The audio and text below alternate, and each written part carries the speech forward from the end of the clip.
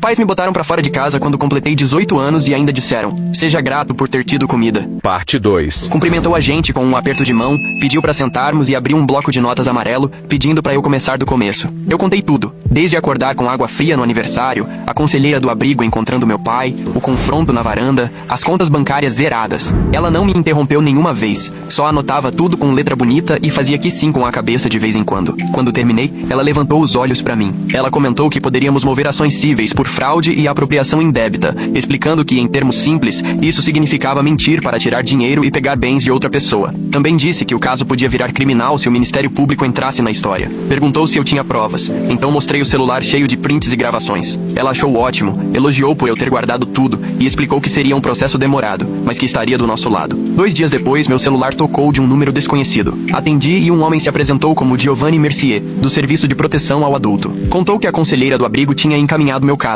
e queria marcar uma entrevista por telefone. Peguei meu bloco para anotações e ele começou a perguntar sobre a situação do meu pai, enquanto eu respondia tudo o que conseguia. Giovanni explicou que abriria um processo e que um investigador seria designado, mas que tudo tomaria tempo porque precisariam ouvir várias pessoas e reunir documentos financeiros. Eu já estava ficando impaciente, queria tudo resolvido na hora, queria minha mãe e o Mark respondendo pelas coisas que fizeram. Só que Giovanni falava com uma calma impressionante, dizendo que uma investigação bem feita era melhor do que agir no impulso. Eu sabia que ele tinha razão, mesmo com a vontade de resolver tudo de uma vez. Ele disse que alguém me ligaria em até uma semana para agendar entrevistas e recomendou que eu continuasse guardando provas. A ligação seguinte foi do banco. Uma mulher chamada Agatha Riggs, do setor de fraudes, disse que recebeu minha denúncia inicial e ia abrir o processo. Logo começou a listar os documentos que eu precisaria: boletim de ocorrência, comprovante de identidade, provas de que a conta era para meu benefício e declarações de quem pudesse confirmar que meus pais não tinham autorização para mexer na conta. Anotei tudo, mas cada novo documento parecia um obstáculo. Faltavam alguns que eu nem sabia como conseguir. Agatha percebeu meu nervosismo e me tranquilizou, dizendo para ir devagar,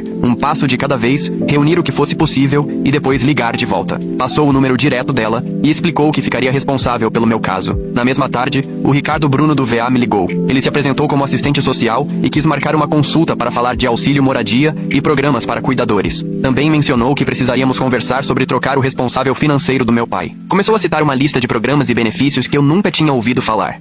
HUDVASH, benefícios de cuidador, um tal de auxílio e acompanhamento. Corri pegar o bloco de notas de novo e tentei anotar tudo, mas ele falava tão rápido que muita coisa ficou para trás. Quando percebeu, diminuiu o ritmo e prometeu mandar tudo por e-mail. Depois perguntou quando poderíamos marcar um encontro presencial. Olhei para meu pai sentado na cama, assistindo TV, e senti um certo alívio, talvez até esperança. Finalmente alguém estava nos ajudando, alguém que entendia como as coisas funcionavam e queria nos orientar. Marquei a reunião para a semana seguinte, e quando desliguei, vi que minhas mãos tinham parado de tremer. No dia seguinte, encontrei a Artemisia no escritório de assistência jurídica, e ela me ajudou a redigir um pedido formal para a funerária Paz Eterna. Entreguei o endereço para ela, o mesmo onde minha mãe tinha me levado 12 anos antes, no dia do velório. Artemisia explicou que precisávamos de uma confirmação oficial dos serviços realmente prestados para comparar com o que minha mãe dizia. Ela digitou o pedido no papel timbrado e eu assinei. 3 dias depois, chegou um envelope para mim no motel. Abri com meu pai olhando da cama. O diretor da funerária relatou que disponibilizaram o espaço para a cerimônia na data marcada, mas que nunca receberam restos mortais para sepultamento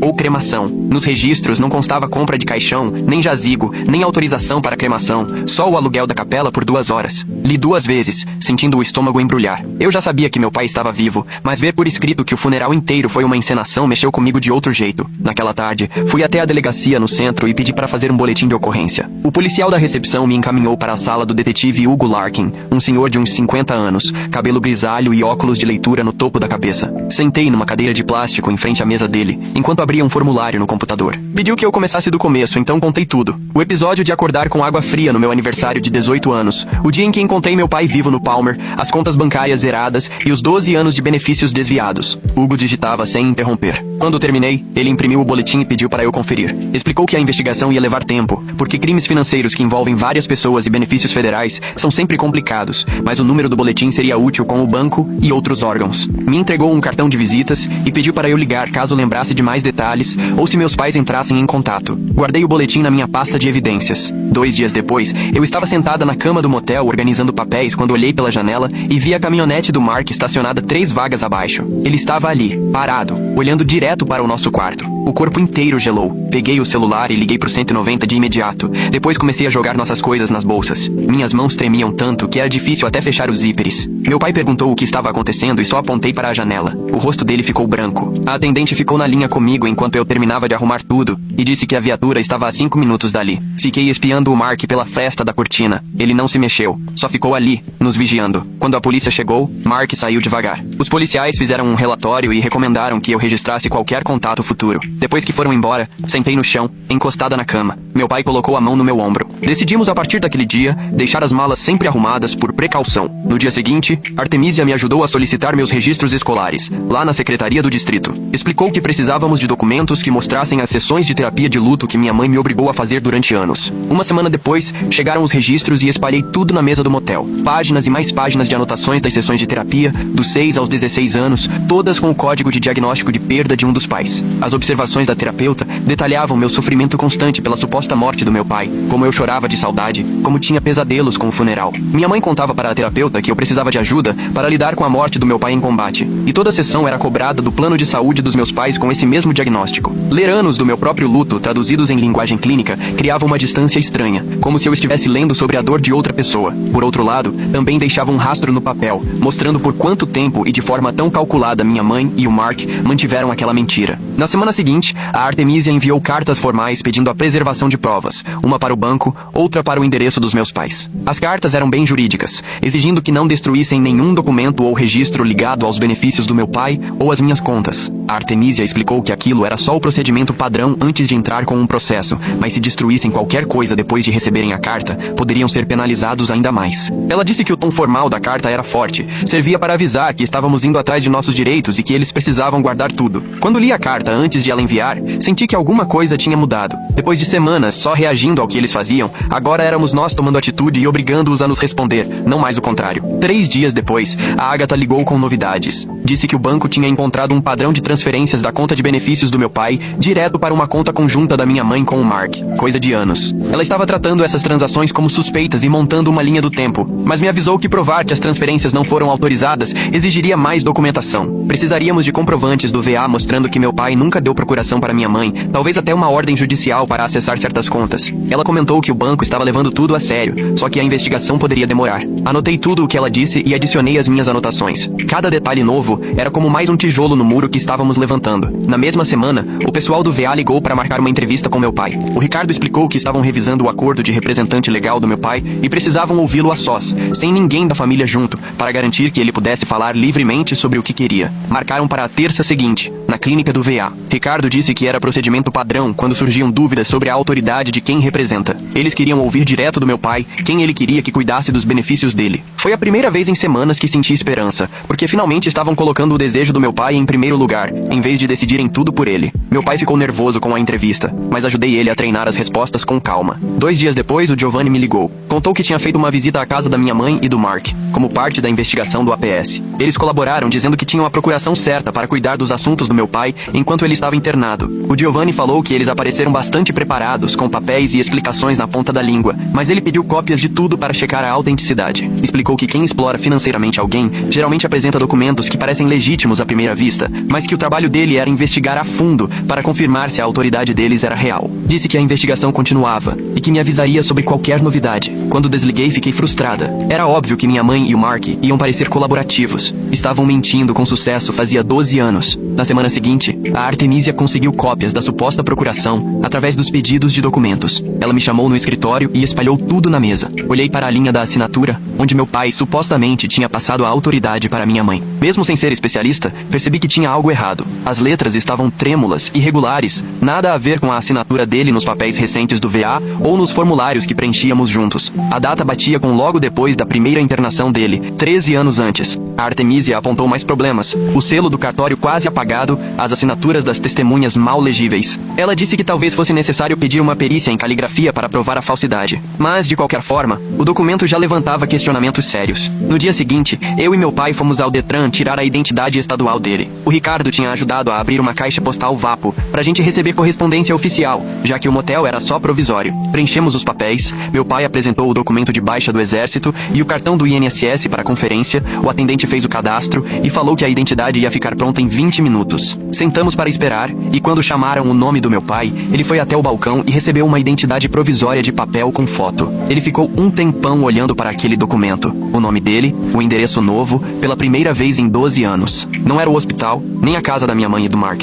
Era o endereço que era nosso. Vi meu pai dobrar o papel com o maior cuidado e guardar na carteira. Era só um pedaço de papel com os dados dele, mas parecia uma vitória, mesmo pequena, numa batalha que a gente ainda estava longe de ganhar. Mais tarde, quando já estávamos de volta ao motel, o Ricardo ligou perguntando se eu podia revisar o formulário do programa de cuidadores do VA, e aceitei na hora. Ele foi me guiando por cada parte ao telefone, explicando quais laudos médicos eu precisava do arquivo Palmer do meu pai e quais formulários tinham que ter assinatura do médico. O formulário pedia detalhes sobre os cuidados diários do meu pai, as limitações dele, o plano de tratamento. Preenchi campos sobre controle de remédios, idas às consultas, preparo das refeições, apoio emocional. Cada resposta fazia a responsabilidade pesar ainda mais. O Ricardo me mandou links dos módulos de treinamento obrigatórios e comecei o primeiro naquela mesma noite, assistindo a vídeos sobre saúde mental de veteranos e sobre o desgaste de quem cuida. O treinamento falava sobre impor limites e pedir ajuda, o que parecia estranho para mim com 18 anos e sem muita noção do que estava fazendo. Enviei o formulário completo pelo portal do VA e o Ricardo confirmou o recebimento,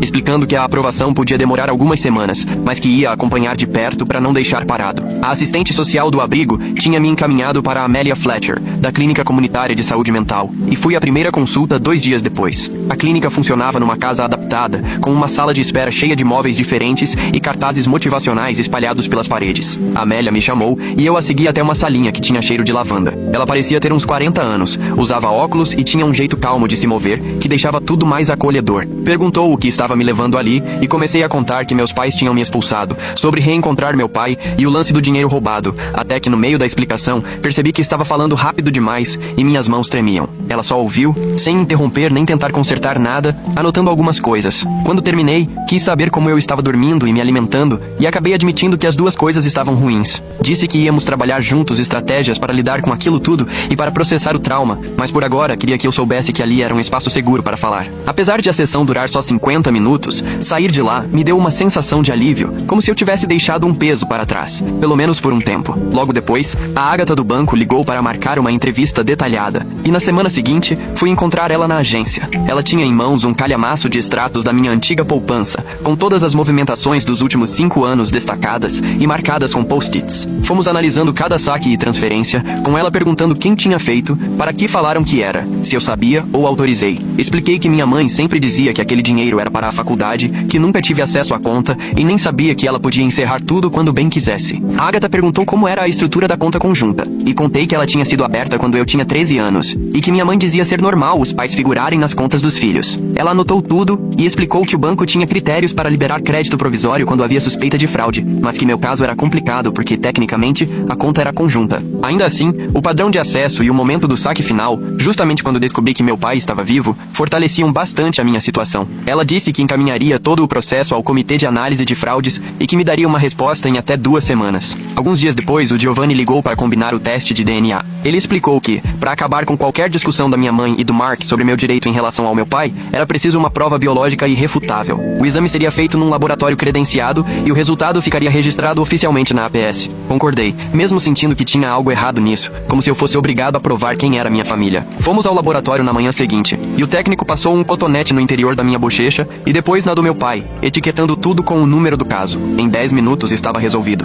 Quando saí, fiquei revoltado por ter chegado a esse ponto. Por 12 anos de mentira me obrigarem a comprovar cientificamente que eu era filho do meu pai. No carro, ele ficou em silêncio, e eu sabia que sentia o mesmo incômodo de ter que provar o óbvio. A Artemisia depois me chamou no escritório de assistência jurídica para dar um retorno. Ela tinha preparado uma petição de emergência pedindo o bloqueio temporário de algumas contas, alegando que o acesso constante da minha mãe e do Mark representava risco de sumiço de mais patrimônio. O pedido era para que o juiz bloqueasse determinadas contas e exigisse prestação de contas enquanto as investigações seguiam. A audiência ficou marcada para dali 2 semanas. Artemisia espalhou todos os papéis na mesa e me explicou o que podia acontecer, dizendo que o tribunal era imprevisível e estressante, que os juízes tinham muita autonomia e que talvez nem tudo que a gente pediu fosse concedido. Mesmo assim, era nossa melhor chance de impedir que eles escondessem ou gastassem mais dinheiro enquanto a APS e a polícia investigavam. Assinei os formulários de verificação e ela protocolou tudo pelo sistema online naquela mesma tarde. 2 dias depois, a funerária mandou mais documentos. Abri um envelope no motel e tirei umas faturas e contratos mostrando que eles só tinham alugado um espaço para um memorial. Nada além disso. Não teve cremação, nem enterro, nem qualquer manejo de restos mortais. Só aluguel da sala, algumas cadeiras e um livro de visitas. Fiquei um tempo olhando para aqueles papéis, tentando entender que o funeral que eu lembrava, o caixão sobre o qual chorei, toda a cerimônia, tinha sido uma encenação. Minha mãe e o Mark organizaram um memorial para um homem que estava... Curta, comente, siga e compartilhe o perfil para a próxima parte.